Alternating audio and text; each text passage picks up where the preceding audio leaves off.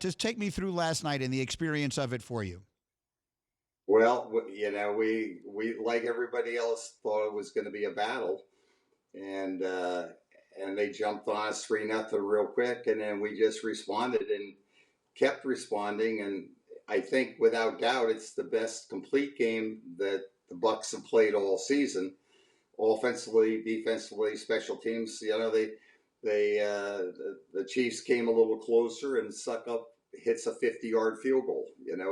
There's the special team. Everybody was. It was just a culmination of 20 weeks of continuously getting better. And frankly, for me, it's the first Super Bowl game that I've ever walked out of the stadium with my fingernails intact. Because we certainly didn't expect it. And I mean, the Chiefs are so darn good and so daunting to have to confront in the Super Bowl. But, our defense was spectacular. The offense completed the process. So I feel extraordinarily happy. This is a surreal feeling. I'm almost floating because we just keep shaking ourselves and wondering and saying, why God him? Why God us? We've been very blessed. Why? Well, I mean, I understand the question, but how is this one different? The fact that the previous 6 had been in New England, then he makes this decision to go off, in this way down to Tampa. How is this one different for him, and how is it different for you?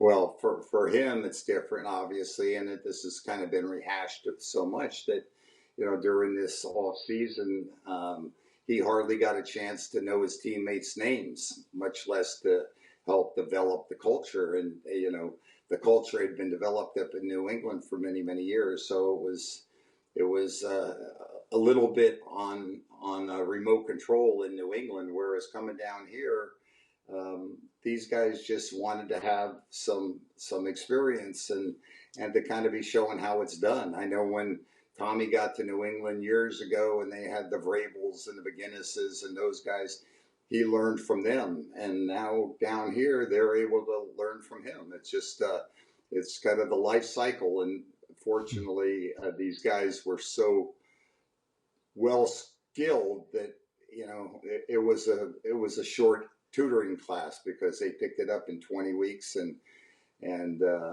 obviously and the season on a very jubilant note. Remarkable. Tom Brady Sr. is with me here on ESPN Radio. I'm reading that every night this week at exactly 11 o'clock, he texted all his teammates saying, "We will win this game." Where does that come from, Mr. Brady? Where does that confidence, that self-belief that he's able to impart on everyone, where does it come from? I think it comes from preparation and then expectation. And he works so darn hard at this thing, and as everybody does. But he's been fortunate to be able to have some pelts on the wall as a result of the last six victories in the last 9 visits. That people kind of the guys will line up and listen to him because he knows he's got their best interests at heart. And I think that's what any kind of leader hopes to be able to accomplish, to pass on to his team, is the belief. If the mind can conceive it, the body can achieve it. And it's an old one of those Napoleon Hill axioms. But the reality is you got to believe it. And it's just not kind of think we can do it. It's rather we know that we can do it. And they know that they can follow him because he's been so consistently getting to this game and having success in it. I was just asking Alex Smith about this, and you're a better person to talk to about it. Again, Tom Brady Sr. with me. Your son is a man who has accomplished more than anyone ever has in the history of his sport. He has genuinely done it all. He has made more money than anyone could spend in 10 lifetimes, and he has an unlimited list of options of things he could do with his life whenever he decides to stop playing football. So what motivates him? What drives him to keep doing this? I think what drives him and what motivates him is the process. I don't think, while the goal of the Super Bowl is spectacular, I'm not sure that that's necessarily what drives him. It's not like, hey, I get to my third Super Bowl or fifth Super Bowl and drop the mic.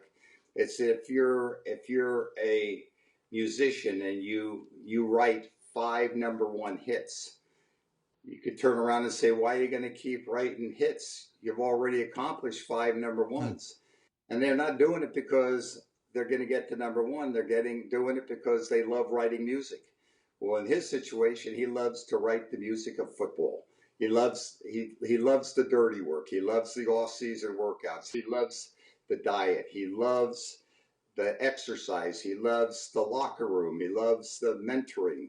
So it's the process that is what drives him and motivates him. It's not because it's not like you got a line in the sand that on February 7th, 2021, you won the Super Bowl. He's thinking already about February of 22, and not because he's so driven, but he loves it. What else would he rather do with his life?